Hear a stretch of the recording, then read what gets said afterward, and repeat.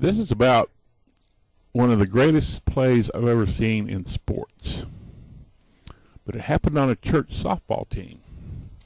Now, I played on a team where I played shortstop, so I was used to making a lot of plays.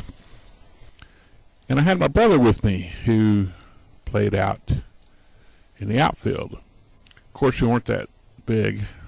But now in softball, you have 4 outfielders. You have a left fielder, 2 center fields, and a right fielder. Well, my brother played the key position of left center where he could back everybody up as much as possible. Now, like in baseball, softball, you always put your worst players out in right field, which would be these 2 positions here. Now, your third worst, or who you're not too sure of, you make them catcher. So we had a new guy who we didn't know what he could do and everything, and he seemed kind of awkward, so we put him as catcher. And this one day, this day, I think it was the first game for this catcher guy, this batter came up, and he was a tall guy and real cocky, overconfident, thinking that he could, he was like, I'm going to knock a home run, and there's nothing you can do about it. Which, we've seen this guy before, and he could hit, but he wasn't as good as he thought he was. But we knew it was going to be a tight play as usual because he'll hit it way out in the outfield. So he gets a good hit, and it flies toward one of the right fielders. And, of course, he misses it, so the ball dribbles past him. My brother was already charging over there to back him up, but it was going to take a while to get there to get the ball. So in the meantime, our runner is running, clearing the bases, getting there, and he's headed for home about the time my brother gets the ball. Now, my brother has a really good arm, and he got on to me a few times saying, don't cut my throw off. He said, I throw it perfectly so it'll land one bounce to the catcher. So don't get in the way. So here I am over here somewhere, trying to see what I could do about getting this guy out. And my brother throws the ball, perfect throw, and it's coming in,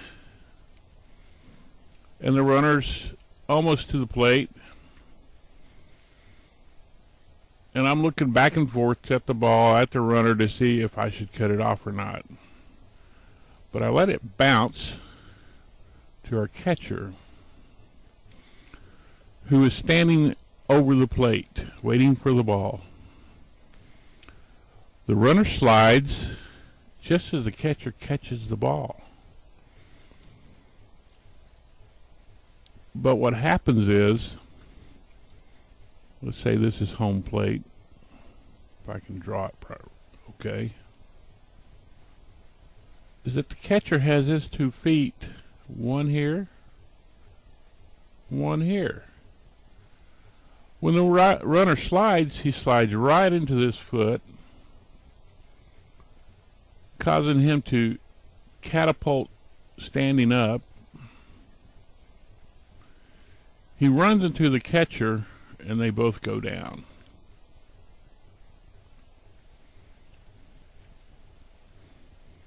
Now, what I noticed was that he didn't touch the plate. And colliding with the catcher made him fly over the plate. And I don't know if the ref saw this or not. And I want to shout out, but then I might give it away. So I look at the ref, and I look at the catcher, and I'm looking back and forth. And the runner, with all confidence, pats our new catcher on the shoulder and says, "Are you okay, buddy?" And our catcher, with all confidence, reaches back with the ball in his glove, touches him, and says, "Yes, and you're out." Which the runner immediately looks at him, wondering what he's talking about, as the umpire, in his best voice I've ever heard, said, "You're out." And that was one of the best plays I've ever seen in sports. The things about it is, you got to learn not to be so cocky. The runner thought he had it made so much that he didn't pay attention to what was going on.